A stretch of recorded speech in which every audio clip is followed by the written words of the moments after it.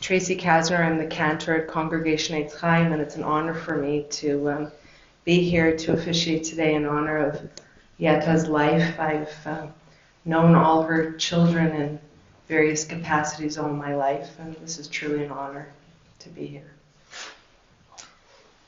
The Jewish burial service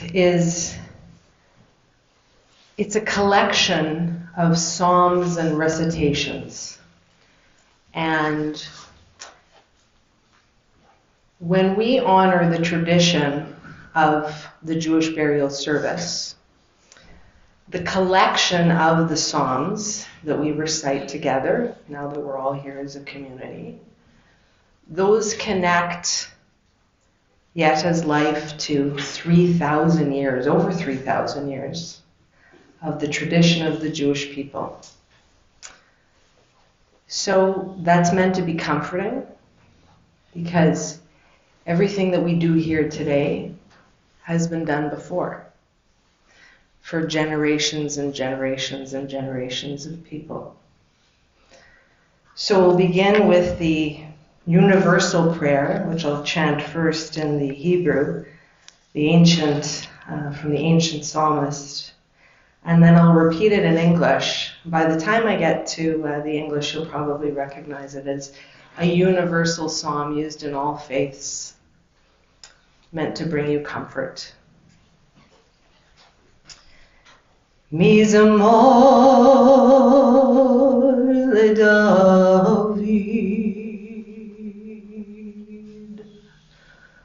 Adonai Ravi lo echsar v'noteish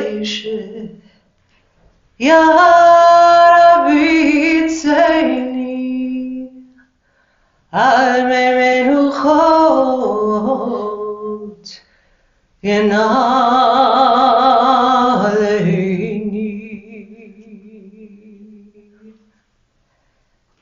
nafshi shovev yanachayni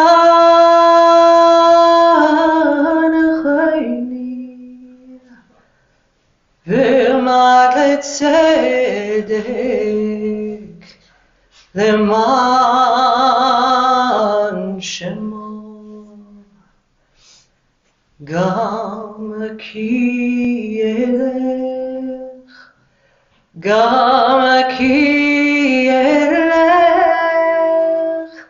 begeit mavet lo yirarak Yetta imadi shivtecha umi shantecha ma'inachamuni taharuch lefanai shulchan neged tzorai dishanta v'shemen roshi kosi revaya ach tov v'chesed yerdefuni kol yemei chayai v'shavti bebeit Adonai le'orech yamim.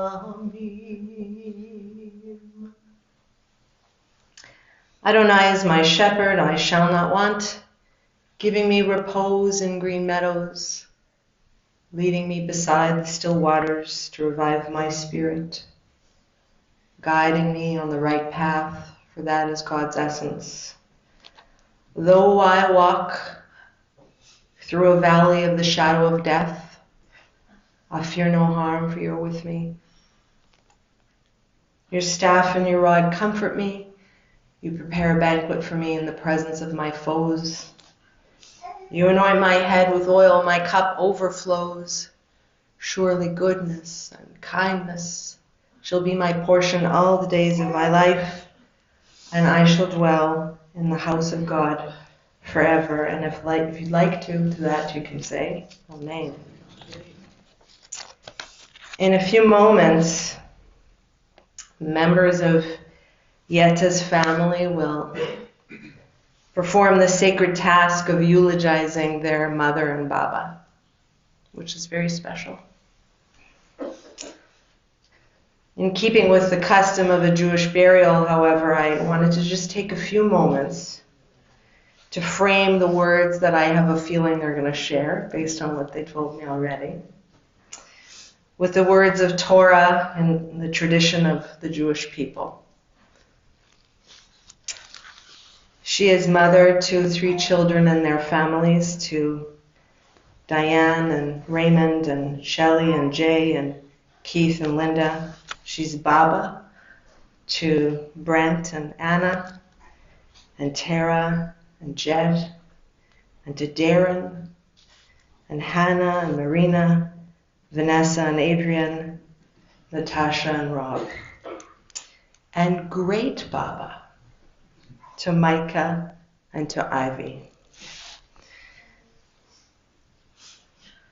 Yetta was born in Winnipeg in 1928 to the 2 people who you see their names all over the sanctuary, to Tybal and Beryl Manuk of blessed memory.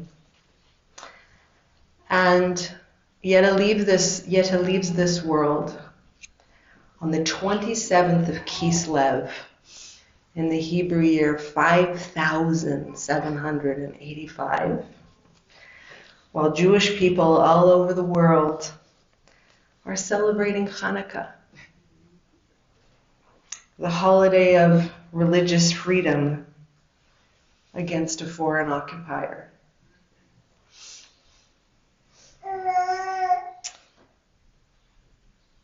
The Jewish religion, that religion we fought so hard to uphold, was tremendously important to Yetta and her beloved husband Jack of blessed memory. Yetta grew up in a home with many siblings, and I see many of the descendants of those siblings and their families here. Molly and Harry and Norm and Claire and Eva, all of blessed memories now. They were raised in an Orthodox home, and Yetta remained committed to the beauty and the joy and the sanctity of all the rituals and the traditions handed to her by her people, by her community, by the Jewish people. She wanted so much to uphold those traditions, teach her family those traditions, and also make them her own. I often ask families in the hours following the passing of a loved one if there's one memory, and I try to see if it's one they can all agree on, if there's one memory that resonates with them all. And the intention of me asking that question is to bring forward a memory that will then be comforting to them, and then therefore I hope inspiring to all of you to listen to just for a few moments. So I'll take you back to something they shared with me, to the heyday, let's say, of Yetta's life, when she was koshering the kitchen for Pesach, a daunting task, many of us know, and also another festival of freedom, this time the shackles of slavery, Passover. A special time with Baba and her grandchildren, as her children witnessed that scene of Yetta changing over the dishes, but more importantly, clearing out the chametz from the family home, the bidikat chametz. The first act was collecting it and then actually taking it outside and burning it, and she was still doing that. The significance of the generation of this family taking part in this ritual is meaningful, I really think so.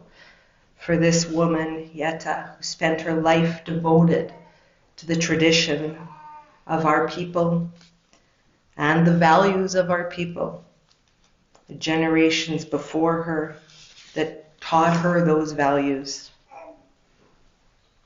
And then through her own life, contributing to the most significant lesson that we learn from what we're really doing with that bedikat chametz. You're taking that bread, the bread of affliction, and you're getting rid of it. You're turning it into something else. And if you listen closely to the Passover Seder, what happens through the Passover Seder is the bread of affliction becomes the bread of freedom. And if you want to look up more about that, it's a beautiful teaching that I learned many years ago from Rabbi Jonathan Sachs of blessed memory. And I believe that Yetta lived her life with that bread of freedom, taking care of her community, taking care of other people with goodness and kindness. And you're going to hear lots of examples from her family, so I'll leave it to them. But this was all in the name of making community stronger, making each other stronger, making everybody feel loved. And that's what that bread of freedom is supposed to represent in many ways. So I imagine that Yetta reflected deeply in 1976 when she and Jack were joined together with all of the family in Israel to learn to absorb and to learn and to absorb and be mesmerized by the vast history of Israel and also the future glory of the nation of Israel, the people that she admired so much. So may the memory of the pride her family described to me at that time, that they felt she felt, that she knew she felt. I want that memory, we want that memory, to comfort you and to become a blessing for many generations and future generations of Yetta's life. Tehi nishmatat Rabbi Tzur Chaim, may her soul be bound up in the bond of life eternal. May she forever rest in peace. And we can all say, Amen. So now her children are going to speak, and then Darren represent grandchildren. So first call up Diane, who will be followed by Shelley, and Keith, who is as well going to read something, I believe, from Hannah, a eulogy from Hannah. And then last will be Darren. You can change the order if you need to, but start with it. Thank you. I'm just going to adjust when you start to speak. And make sure. Yeah, I'll make sure. Okay. Yeah.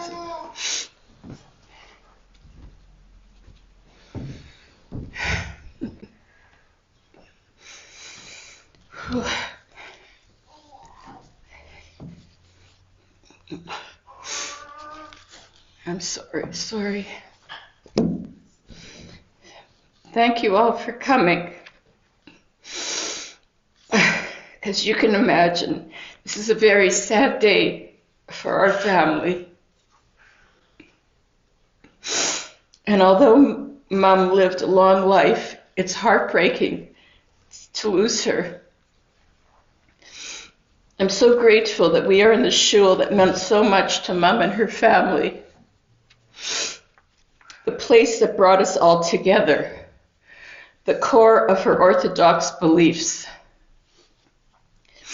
At one time, her family, the Manuks, took up nearly 2 rows in this sanctuary. It feels impossible to fully capture the joy she brought to all of us, but standing here in this shul, I feel her presence. I had the privilege of caring for my mom in my home for 7 years, being with her through good times and through difficult times, with the support of Shelley and Keith.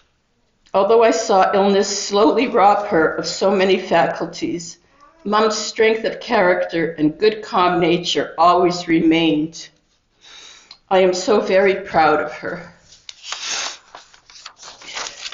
Mom had a gift for seeing the good in everyone.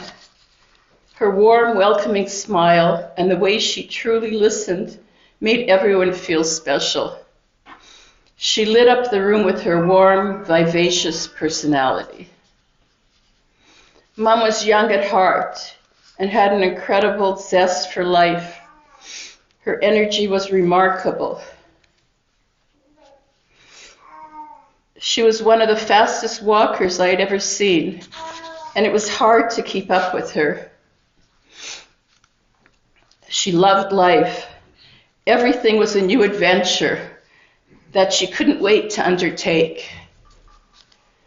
Every person was a rich encounter. I admired the fact that she saw only the good in people. I wish I had inherited those characteristics myself. Mom had a special love for little children. She effortlessly engaged with them and made them smile and feel special. Her appreciation for beauty extended to everything in nature.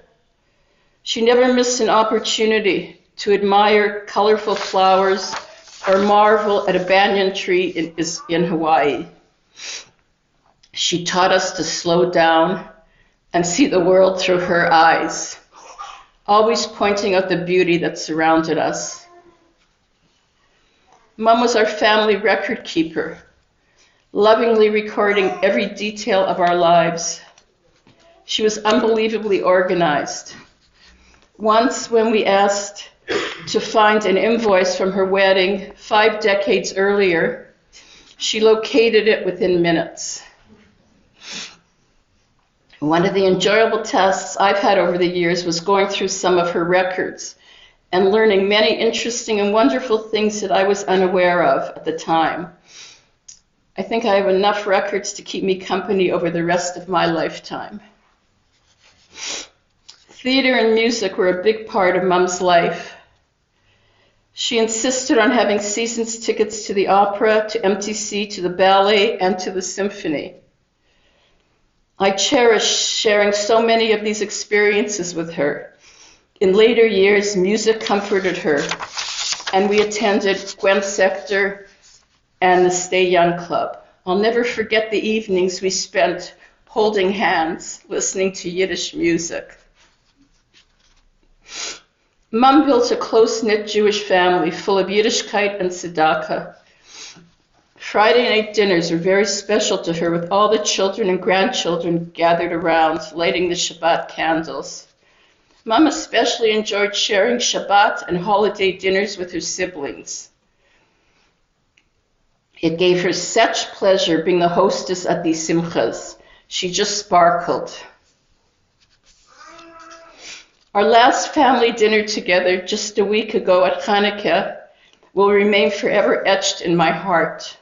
She sat there smiling, soaking in the warmth and love around her. Mom was a very devoted and loving daughter to her parents, Tybal and Beryl. Her dedication to them was unparalleled, which she demonstrated by caring for them with compassion, patience, and unwavering commitment. When Zeta Minuk began to experience respiratory problems, she helped Bob and Zeta settle in Arizona for the winters, for the dry, warm weather. My mom treated my dad's parents as her own, which pleased him so much. An example that exemplifies this love was a surprise for Zeta Levit. One winter, when Zeta was away in Florida after Baba passed, my parents undertook a modest renovation of his house. Mom lovingly dry cleaned all of his shirts and reorganized them in his closet. I'll never forget the pride and happiness on his face when he came home to find his house lovingly renovated. Always caring for everybody else's well-being was an important aspect of Mom's life. Mom met Dad when she was 18. They married 4 years later. They spent 64 wonderful years together until his passing in 2014. Mom was always there to support Dad's many creative business endeavors. Her wise counsel helped make everything easier. The saying, "Behind every great man is a great woman," couldn't be truer. Travels was an enjoyable and important part of Mom's life. She loved our family trips, where she was excited to expose us to different cultures, different geography, and different experiences. We were so lucky to have spent quality time with our parents on these trips.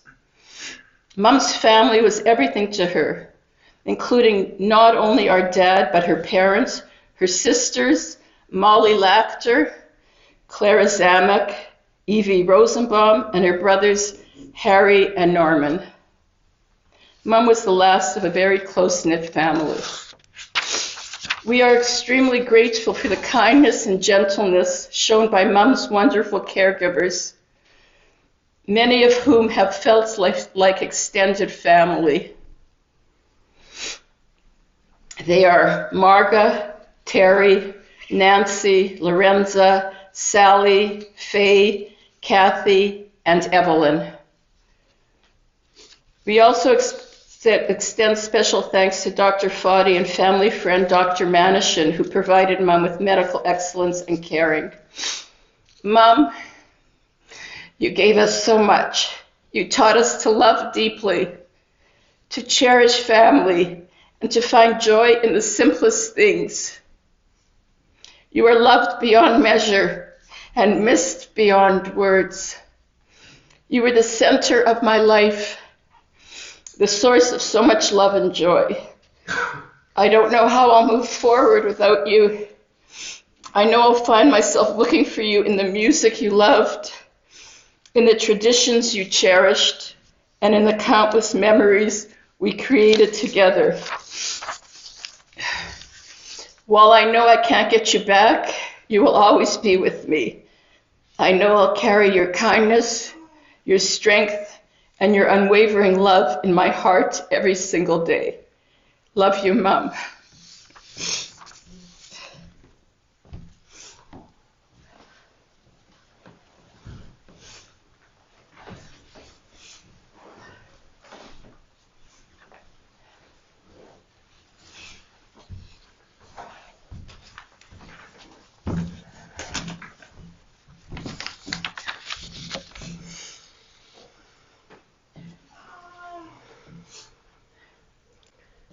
My mom, whom I called Mama Munsala, while she called me Soraleya, her little ballerina, and other endearments, was an extraordinary woman. Words can only begin to convey the depth of her love, the kindness of her spirit, and the impact she had on everyone she met. My mom was the most loving and giving person I've ever known. She lived her life as a beacon of selflessness, always putting others before herself without a second thought. Whether it was her family, friends, or even strangers, her heart had room for everyone. She made sacrifices without complaint, and she found joy in lifting up those around her. Her love was the kind of love that made me feel safe, seen, and valued. She loved me unconditionally. Her hugs could mend a broken heart. Her laughter could light up the darkest of days, and her wisdom, so gently shared, was a source of comfort and guidance to me. Mom had a gift for giving, whether it was her time, her energy, or just her presence. She gave not out of obligation, but out of the pure goodness of her heart.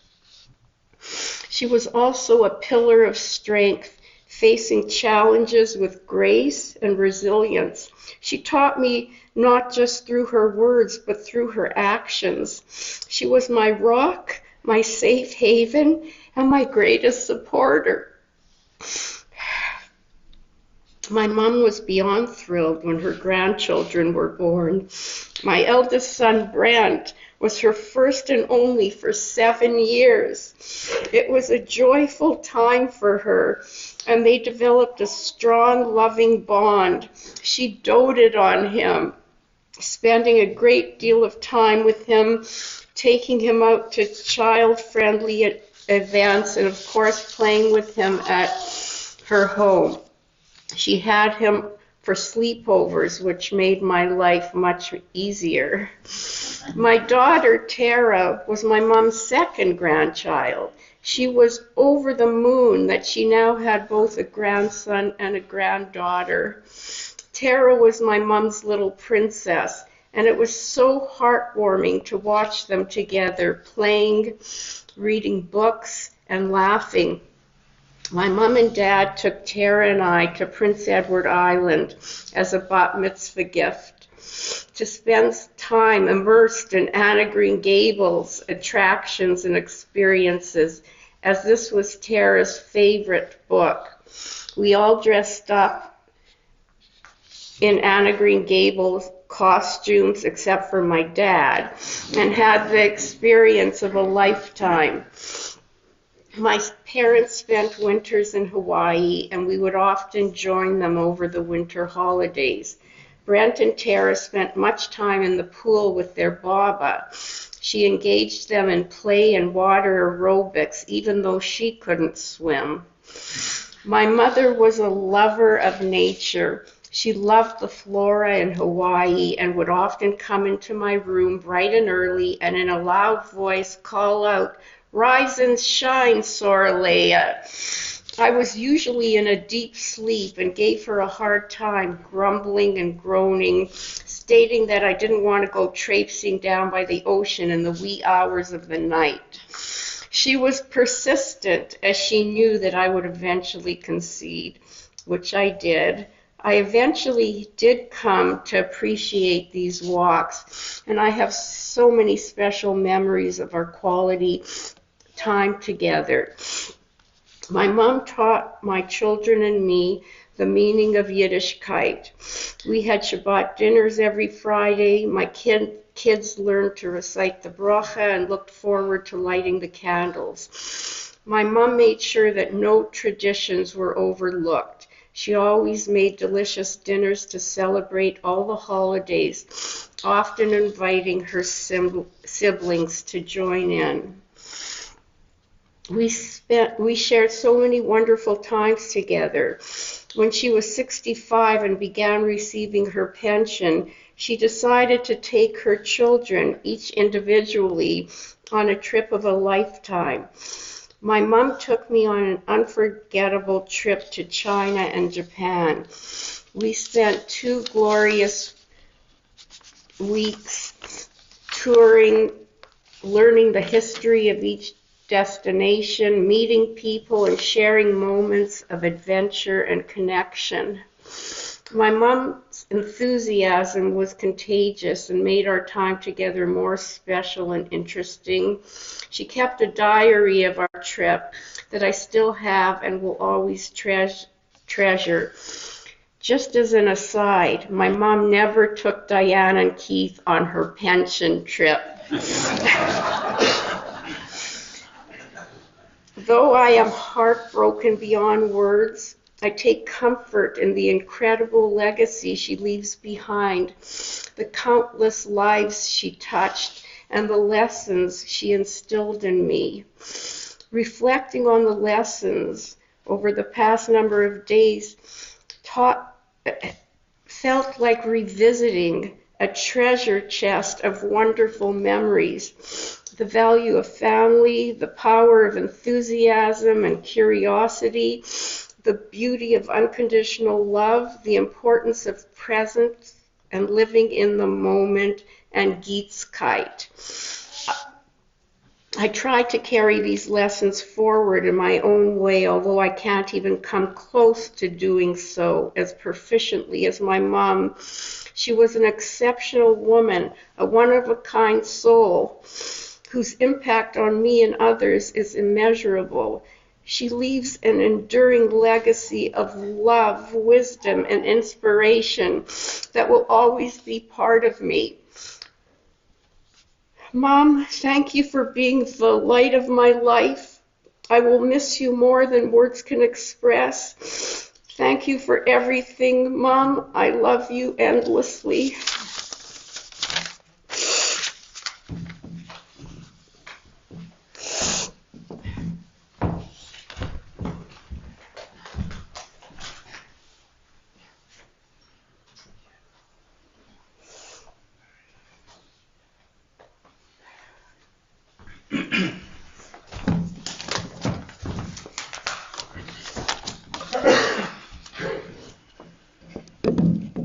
So nice to see everyone here. Thank you all for coming. There's a few things I'd like to say, but first I have to correct Shelley. My mom took me on a trip as well, but she included my daughter Vanessa, who is here. We went to Churchill together. It also was a pension.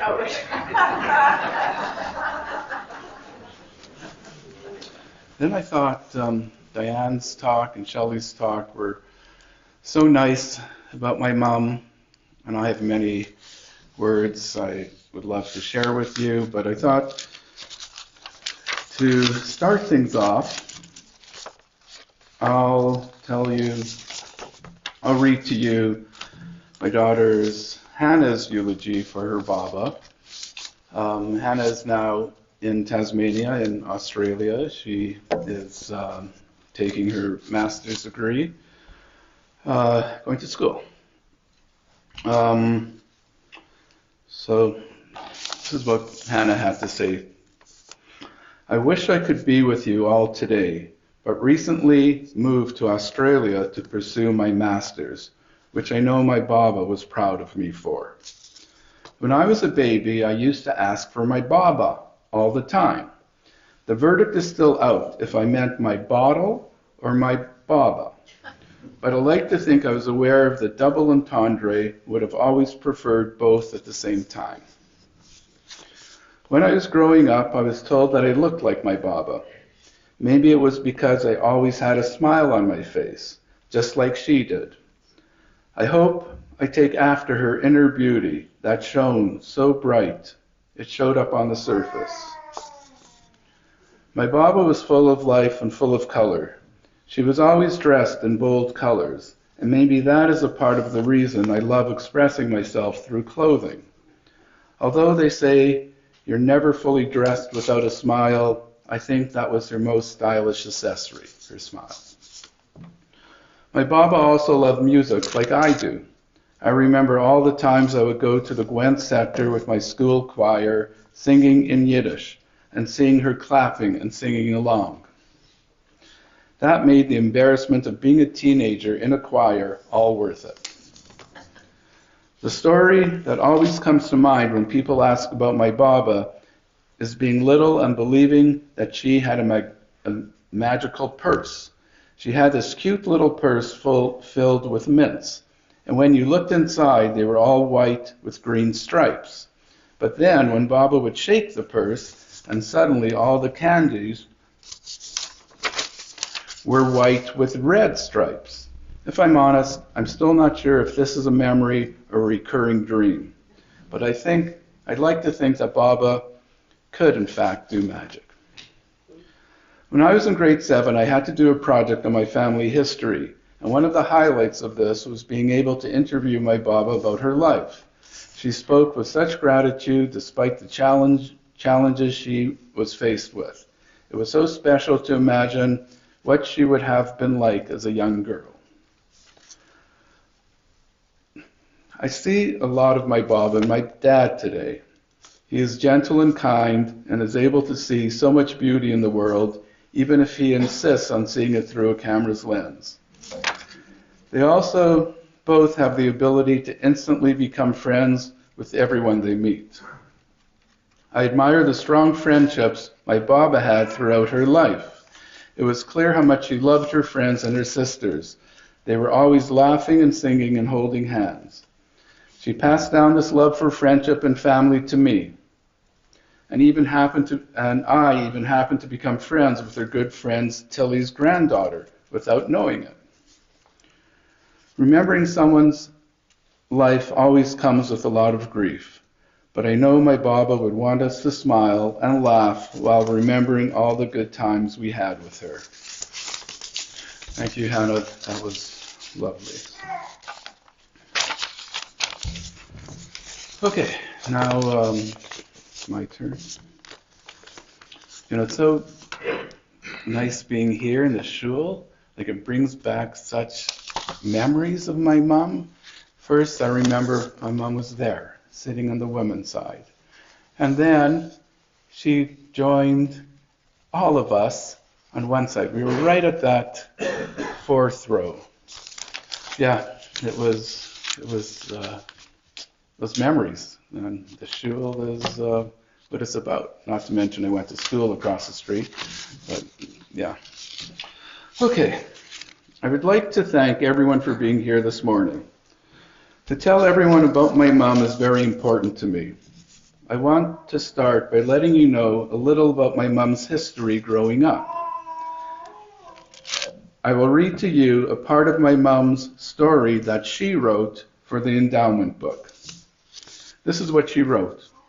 I was born in 1928 in Winnipeg. I am part of a large extended Minuk family. My parents, Beryl and Tybal Minuk, came to Canada from Sartorizek, Russia, around 1914. That town is now located in the Ukraine. My father was self-employed as a shoemaker and later a grocer. Material goods were few and far between in our family, but closeness and love were in abundance. My parents were Orthodox and taught us by example the meaning of menschlichkeit and tzedakah. My parents were members of the Chevra Mishnaya synagogue, which was founded in 1908. I have 5 siblings, Molly Lachter, Harry Minuk, Nora Minuk, Clara Zamek, and Evie Rosenbaum. We continue to be a very close-knit family. And as you may know, my mom was the last of this family. My Auntie Annette, Harry's wife, just passed away exactly 1 week before my mom. She was 100 years old. I attended William White School, Talmud Torah Night School, and St. John's Tech. During my youth, I was involved in Young Judea. I met Jack in 1946 and we were married in 1950. We were blessed with 3 children, Diane, Shelley, and Keith, and 7 wonderful grandchildren. Our children are all artistically inclined and we are very proud of their achievements. Both Jack and I feel fortunate that they have all remained in Winnipeg. Our children are fluent in Yiddish due to their IL Parrott School education, being surrounded by both sets of Yiddish-speaking grandparents. Family memories are kept in a series of videotapes, photo albums, and records. So over the last few years, my mom and I spent many evenings watching these videos that she lovingly maintained. She always enjoyed reliving these special memories with me by her side.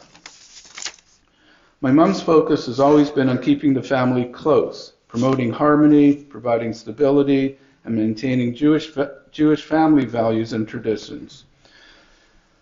She has always enjoyed Friday nights, benching licht, and holiday family dinners at home, and celebrating significant milestones, and also traveling together as a family.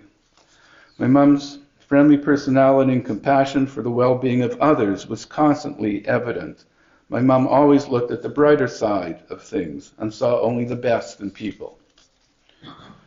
26 years ago, I said this about my mom at a speech I made at my wedding. I'd like to read it to you.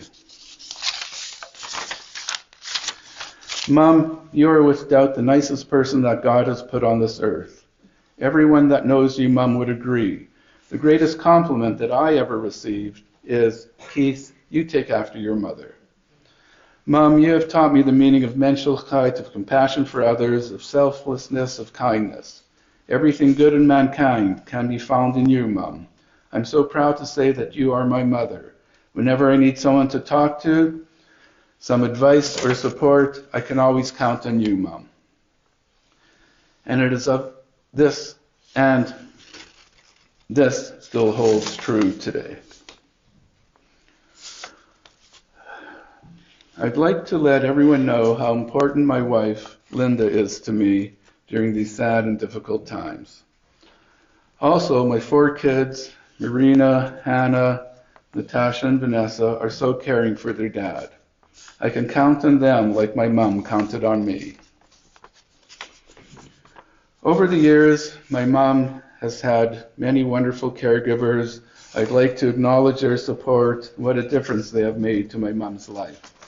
Margaret, Terry, Lorenza, Evelyn, and Nancy, and others. I see that many of you are here today, sitting in the back row. Thank you.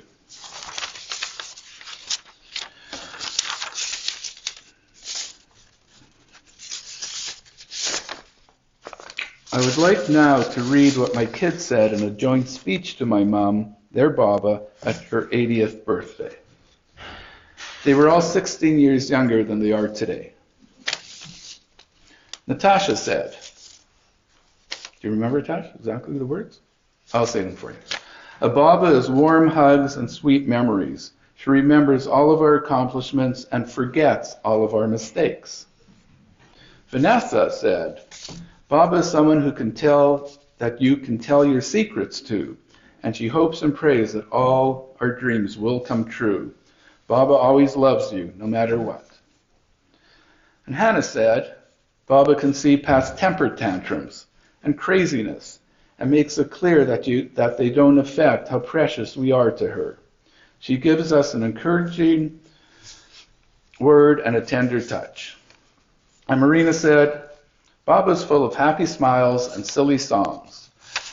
And then together, everyone said, Baba loves us with all her heart, and she means the world to us. Happy birthday, Baba. We love you. I just happen to have that, and that's what they looked like 16 years ago, with the speeches in their hand.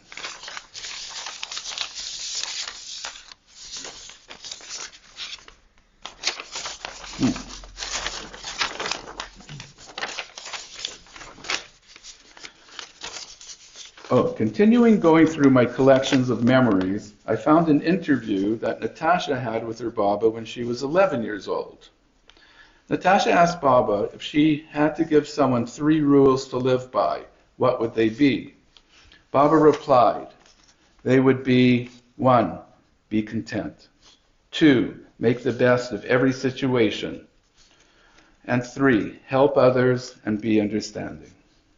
And lastly, Baba said to Natasha that she would want to be remembered as a good person. Now I'd like to end my tribute to my mom by reading a few lines of a version of a song, my Yiddish Mama. A Yiddish Mama.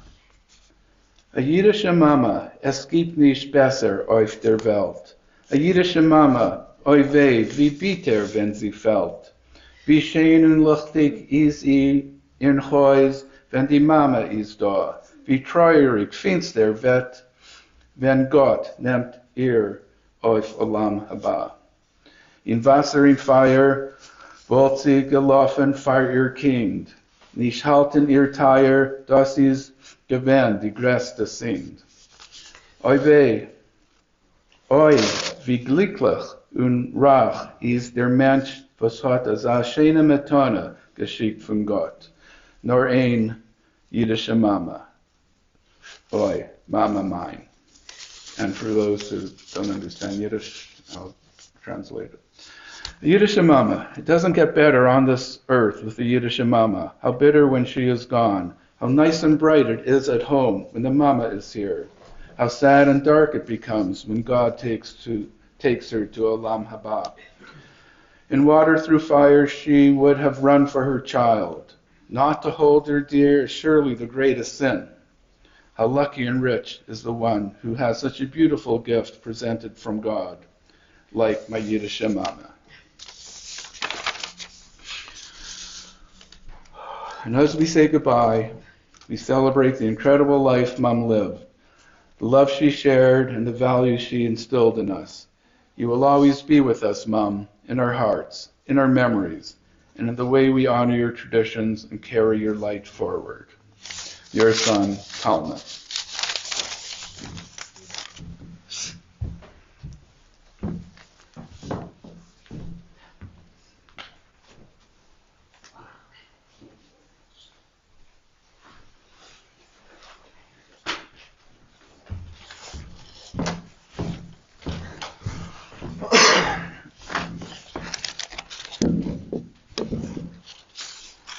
Some of my earliest and happiest memories are of the time my mom and I spent with my Baba and Zeta.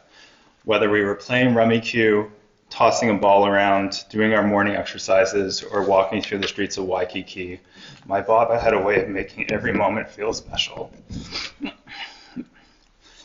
I saw the unconditional love my Baba had for my Zeta and everything they did together. Whether it was the times we spent as a family at Tan Oak, Winnipeg Beach, or on our trips to Hawaii, their love for each other was so special. I feel so lucky to have had so many great times together with my Baba and Zeta. For a few years, my mom and I had the privilege of living with my Baba in my mom's house. It's something I'll treasure forever. Every day when we come downstairs, my Baba would greet us with her bright smile. Even on the days when she wasn't feeling her best, she had a way of making us feel loved and welcomed just by being there. And when we told her we loved her, the way her face would light up made those simple words feel even more meaningful. My Baba wasn't just kind, she truly saw the best in everyone. When others would argue or complain, she'd find a way to see the positive, to remind the family that there's good in every person in every situation. We could all learn from her to look for the positive even when it's hard to see.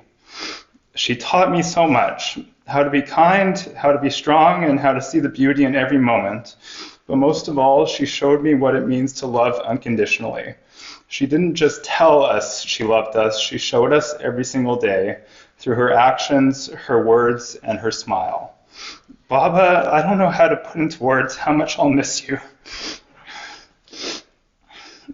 I'll miss the warmth of your presence, the joy of your smile, and the comfort of knowing you were always there. Sorry. I'll miss the little moments, walking into the house after coming back to Winnipeg and seeing you, telling you that I love you, and seeing you smile back. You made my world better just by being in it, and now it feels so much emptier without you. But I know you'll always be with me in my heart, in my memories, and in the love you always gave me. Thank you, Baba, for everything. Thank you for showing me how to live with kindness and with love. I love you.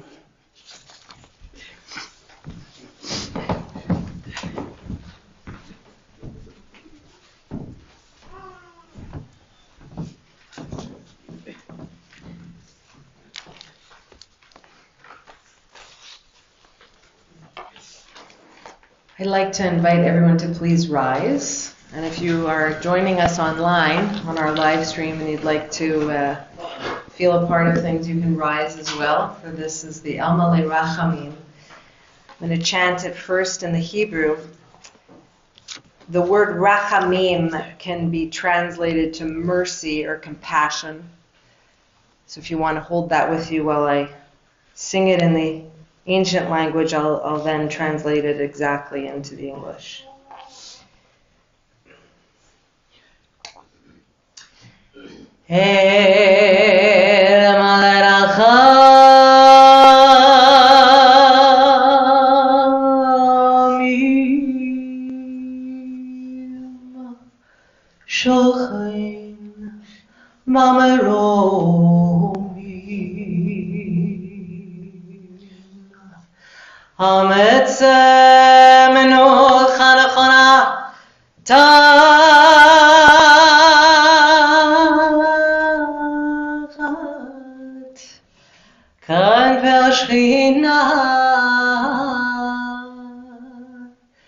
במעלות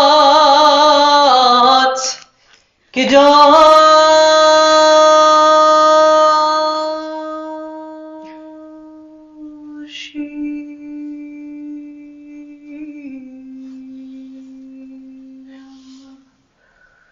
ודהורים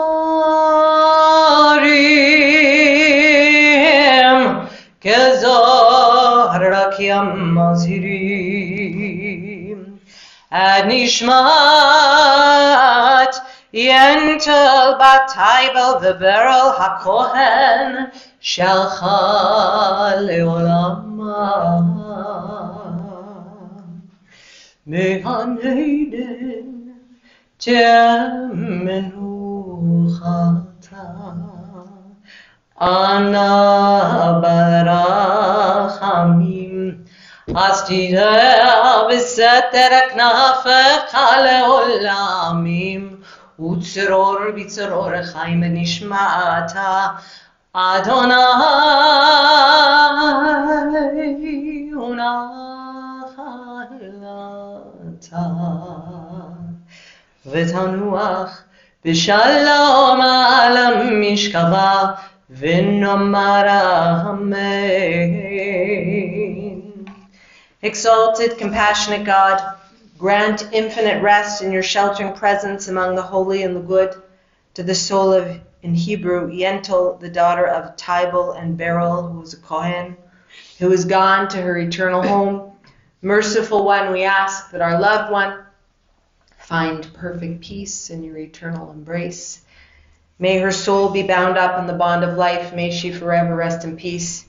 And we can all say amen. You can be seated now for a few moments. Internment will now follow at the Rosh Pina Memorial Park, which is located on Main Street. Please keep your hazard lights on as you follow along in the procession. However, you do need to obey traffic rules along the way now. That's the way it is these days. In a funeral procession, you still need to stop at lights, etc. But we can all keep our hazard lights on to hopefully keep within the same line.